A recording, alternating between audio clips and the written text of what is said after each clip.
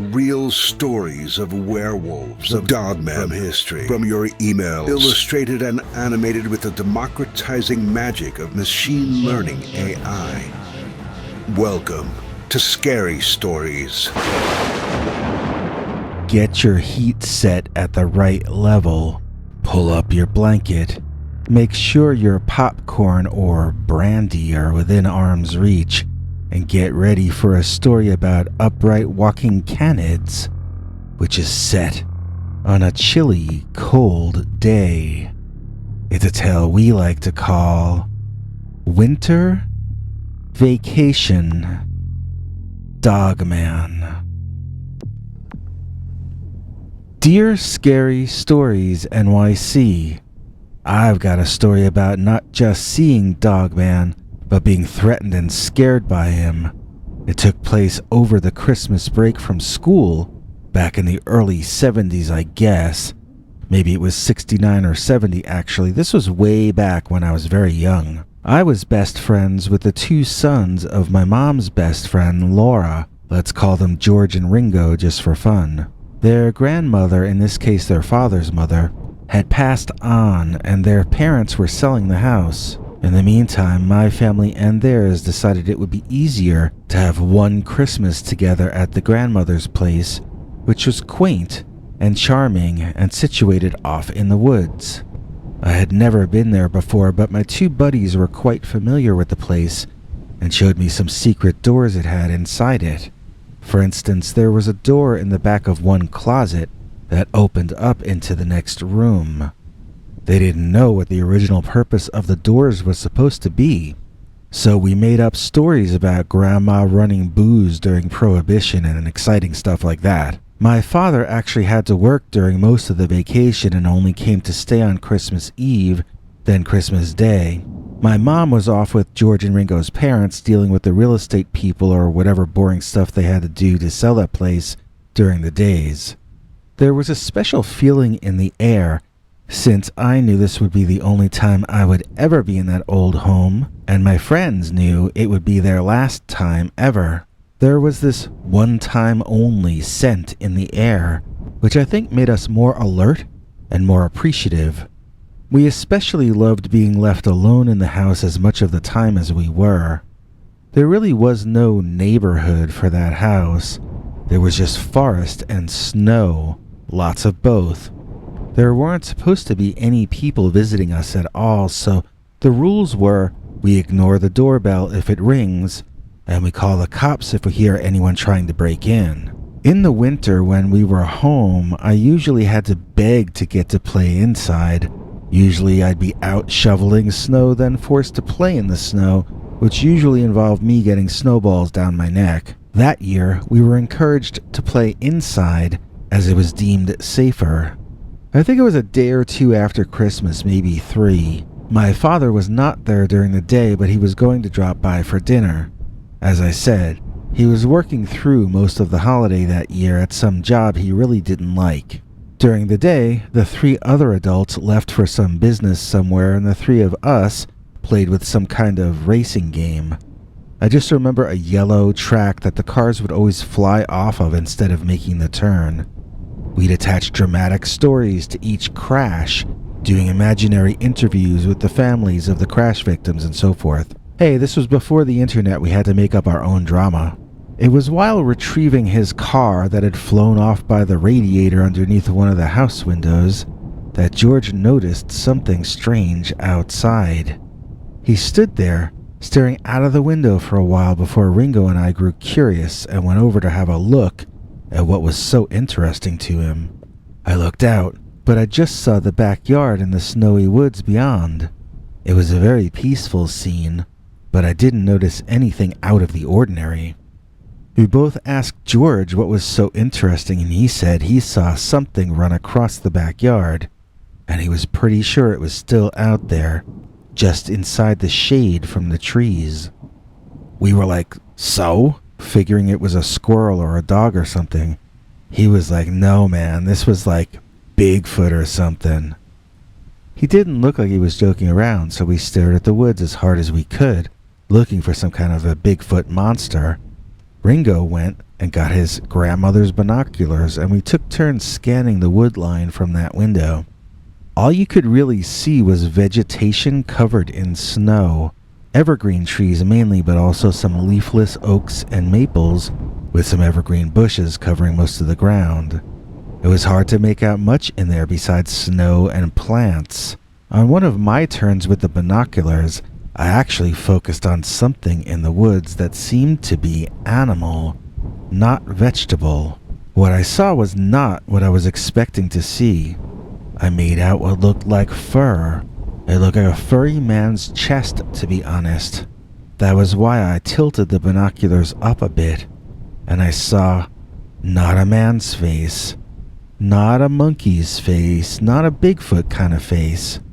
I saw what looked like some kind of a wolf or feral dog's face, and its glowing eyes seemed to be looking right back at me right through those binocular lenses. I dropped them and they hung from my neck.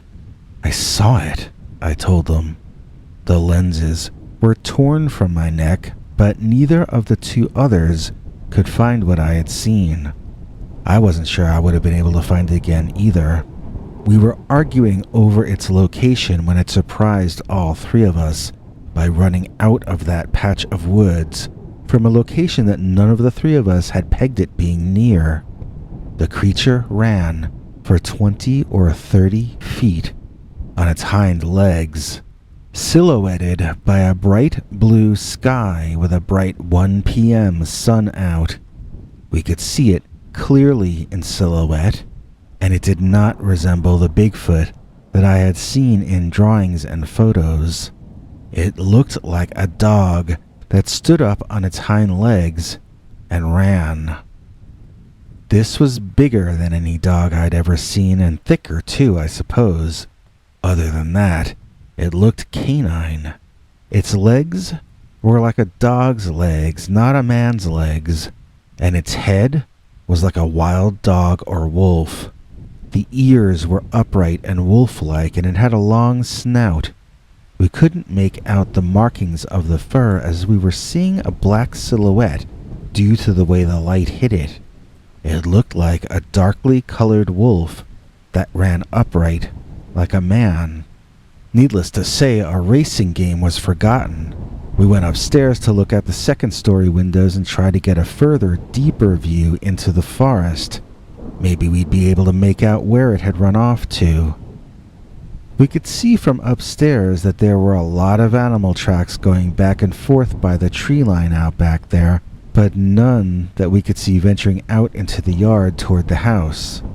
We wondered and debated if all those tracks by the trees were just from the werewolf man, or if it was a commonly shared animal walkway.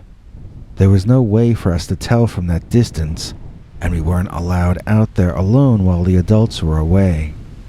It was hours before they did return, and we hadn't seen the creature come back in all that time either. We excitedly told our parents what we had seen, but they were barely listening to us. Not only did they not believe us, they didn't let us finish telling them about the Dogman, interrupting us to talk about preparing dinner and other stuff that mattered more to them. My father showed up around when the sun went down, and he was in a crappy mood. The adults started lubricating themselves, which didn't exactly result in their becoming happy. They just became a kind of louder and more jovial version of angry. George or Ringo brought up the werewolf we had seen during dinner only to be shushed by the adults. We bit our tongues and ate dinner, which is hard to do at the same time. We cleaned up after ourselves, then went back upstairs with the binoculars to see if we could find the Dogman again. To our mutual surprise, we actually did find it. We found its eye shine, at least.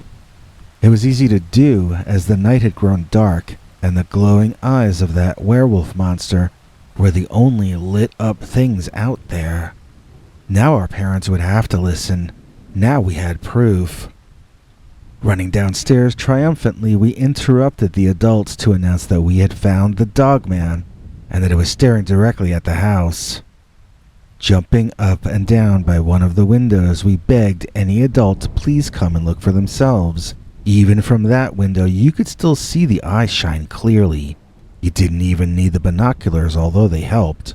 Finally, after he got annoyed enough at our chatter, my father came over with a look on his face that was not promising. In fact, he looked kind of angry. "What is it that you want me to look at?" he demanded, glaring at me. Nervously, I pointed out the eye shine in the woods. To my surprise, my father saw it too. He got a bit of a confused look on his face, and then he told me it was a barred owl or something like that and I should stop bothering him. We begged him to look through the binoculars and see that it had a dog head, and that was all he could stand.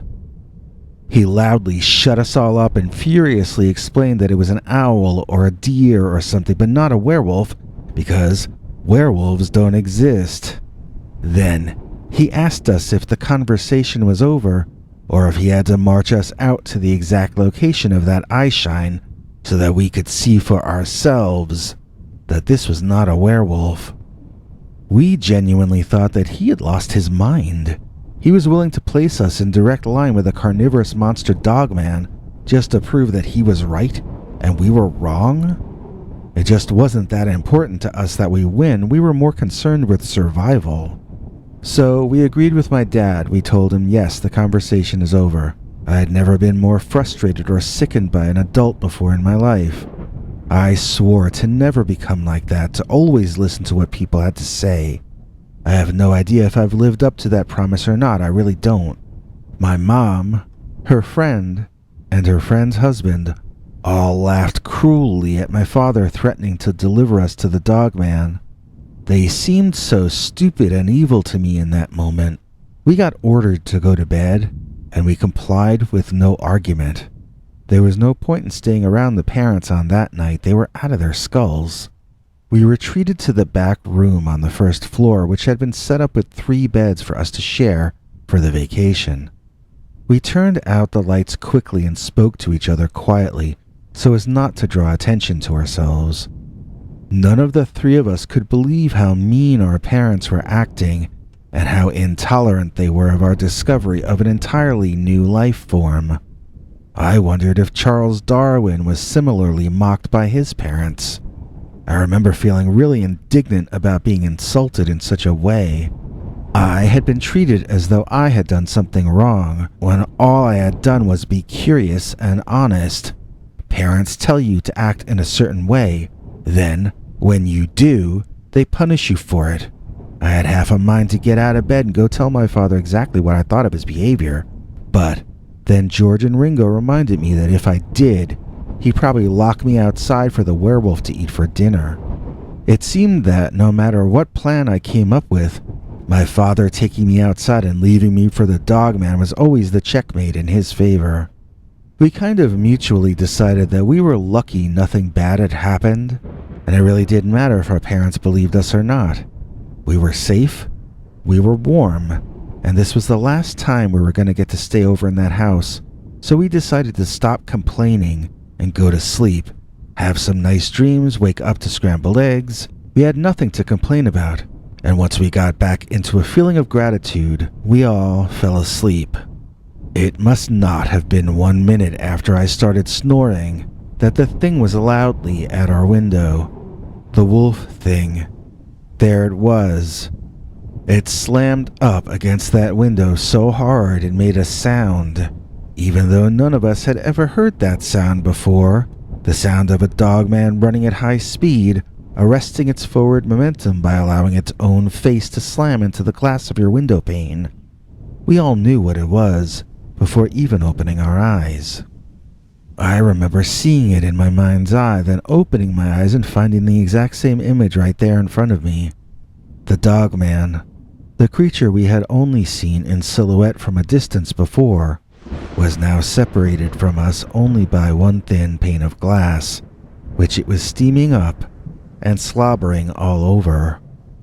As we watched, it moved from pane to pane, window to window, changing perspectives to get a view of each of us from as many angles as it could. It looked like a starving dog looking in the window of a meat market, and it eyed us as though we were award-winning pork chops. What I was witnessing was something as tall as the tallest man, but entirely covered in what seemed to be a dark gray fur, with a head that was not really in any way human. The closest animals I could compare that head to would be a dog or a wolf, but you could also say it seemed like a feral carnivorous deer with long shaggy fur. The eyes were unlike anything I'd ever seen. It was as though they were entirely black, and maybe that's why they reflected back light so brightly in the darkness. Back and forth from utter inky darkness to bright flashlights they went, which I have to say was mesmerizing. I don't know if the creature had the brain power to hypnotize prey, but I know that we each told each other to stop looking in the eyes. We all felt the pull of them. It truly did feel as though it were trying to draw us into them. It could have been our imaginations as well, obviously, since having an unknown carnivore predator just outside your bedroom is usually a high-stress situation. I started to get out of bed to run out of the room, but the other two stopped me in my tracks. "If you tell your father what's outside our window," they reminded me, "he's gonna throw us all out into the snow with the Dogman." Checkmate. I went back under my covers, and I listened to the dog snarling and yowling outside our window. It sounded desperate to get in at us, but it seemed to want us to open the window to let it in. I wondered how long it would take the large monster to realize that it had the power to break the glass and let itself in. I turned my head to regard the beast. "Don't look at it," reminded Ringo. "Don't look it in the eye," commanded George. And that's all I can remember about it. I imagine I must have fallen asleep after that. I don't remember the Dogman leaving, and I don't remember ever seeing it again after that night. I'm Facebook friends with Ringo and George to this day, but they're on the opposite coast and we haven't actually talked in years. I don't know if they remember any more about it, but I think the end of the story is just that we fell asleep with the Dogman wandering around outside. Then, things went back to normal after that. This was real life, not a story. So, my father never got shown he was wrong. We kids never got proven correct. Nobody learned a lesson, and we didn't collect any proof that the Dogman was real. My father just thought we were even more annoying than he had thought before, and we got treated with even less respect by the adults from then on. I apologize that there's no real happy ending to this one, but that's all I can honestly remember about. The winter vacation. Dogman. It's a classic rollover, play with the scary stories, got it. It's a classic rollover, put it in a standoff to logo. Available in white, black, navy, gray, or pink. Link is in the description.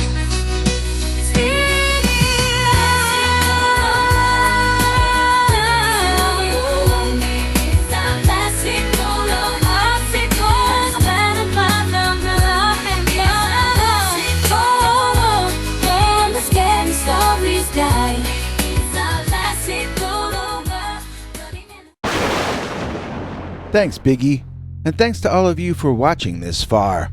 If you liked it, please click like. If you'd like to see more of our work, please subscribe.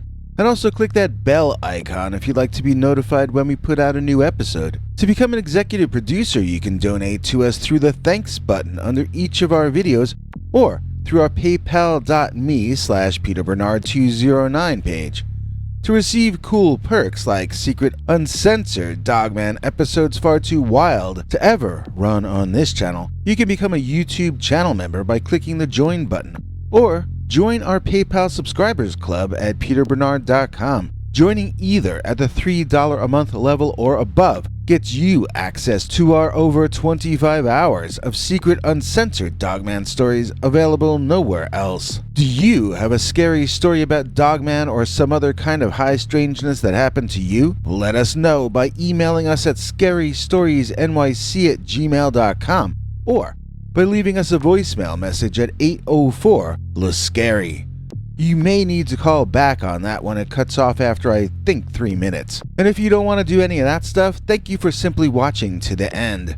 Good night, and have a scary tomorrow.